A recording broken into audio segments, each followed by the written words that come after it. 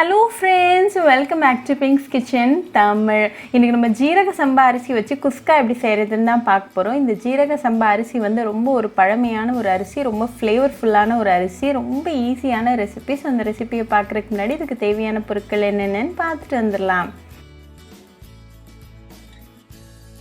இந்த ரெசிபியை நம்ம பார்க்கறதுக்கு முன்னாடி ஒரு மசாலா பேஸ்ட் ரெடி பண்ணிக்கலாம். ஒரு மிக்ஸர் ஜாரில் ஒரு 10 சின்ன வெங்காயம், 5 பூண்டு, ஒரு சின்ன துண்டு இஞ்சி, 3 பச்சை மிளகாய், கொஞ்சமாக கொத்தமல்லி இலைகள், அப்புறமா கொஞ்சமாக புதினா இலைகள் சேர்த்துக்கோங்க. இது கூட 1 டேபிள் ஸ்பூன் அளவுக்கு தண்ணி சேர்த்துட்டு நல்லா ஃபைன் பேஸ்ட்டாக அரைச்சி எடுத்துகிட்டு வந்துடலாம்.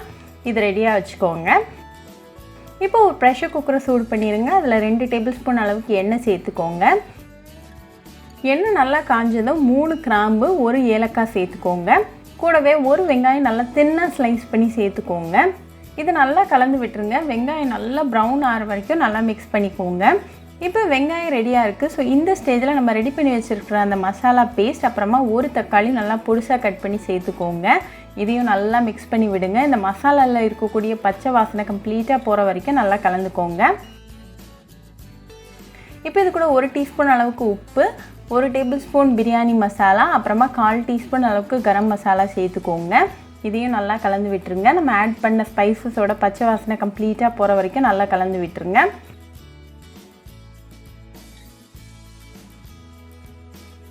இப்போ இது கூட 2 கப் அளவுக்கு தண்ணி சேர்த்துட்டு நல்லா மிக்ஸ் பண்ணுங்கள். இது லைட்டாக கொதிக்க வரைக்கும் நம்ம வெயிட் பண்ணலாம்.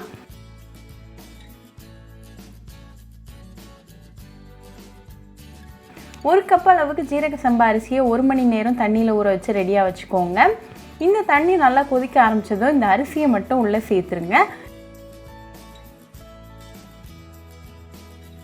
இதை லைட்டாக மிக்ஸ் பண்ணி விட்டுருங்க.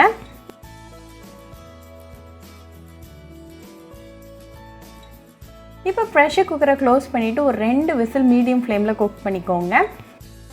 ப்ரெஷர் நல்லா செட்டில் ஆனதும் ஓப்பன் பண்ணி பார்க்கலாம். நம்மளோட அரிசிலாம் நல்லா வெந்து ரெடியாக இருக்குது. ஸோ அதை லைட்டாக மிக்ஸ் பண்ணி விட்டுருங்க. இப்போ நமக்கு டெலிஷியஸான குஸ்கா சூப்பராக ரெடி ஆயாச்சு. இது நல்லா சூடாக கொஞ்சமாக ரைத்தா கூட சர்வ் பண்ணி உங்கள் ஃபேமிலி அண்ட் ஃப்ரெண்ட்ஸ் கூட என்ஜாய் பண்ணுங்கள். ரொம்பவே டெலிஷியஸ், ஈஸி அண்ட் இன்ஸ்டண்ட்டான ஒரு ரெசிபி. ஸோ கண்டிப்பாக இந்த குஸ்கா ரெசிபி உங்கள் வீட்டில் ட்ரை பண்ணி பாருங்கள். ட்ரை பண்ணிவிட்டு எப்படி இருந்துச்சுன்னு கமெண்ட்ஸில் சொல்லுங்கள். இன்னொரு சூப்பரான ரெசிபியோடு உங்களை பார்க்குற வரைக்கும் பாய் ஃப்ரெண்ட்ஸ். உங்களுக்கு இந்த வீடியோ பிடிச்சிருந்தா லைக் பண்ணுங்க, ஷேர் பண்ணுங்க, கமெண்ட் பண்ணுங்க அண்ட் மறக்காம சப்ஸ்கிரைபும் பண்ணிருங்க. கூடவே பக்கத்தில் இருக்க பெல் ஐக்கானையும் கிளிக் பண்ணிக்கோங்க. அப்பதான் நான் போடுற வீடியோஸ் எல்லாம் உங்க நோட்டிஃபிகேஷன்ல வரும். உங்களுக்கு ரெசிபிஸ் இங்கிலீஷ்ல பார்க்கணும்னா பிங்க்ஸ் கிச்சன் சேனலை பாருங்க. சேனலோட லிங்க் நான் அந்த டிஸ்கிரிப்ஷன் பாக்ஸ்ல கொடுக்குறேன். மறக்காம செக் பண்ணுங்க. இன்னொரு இன்ட்ரெஸ்டிங்கான ரெசிபியோட உங்களை பார்க்குற வரைக்கும் பாய் ஃப்ரெண்ட்ஸ்.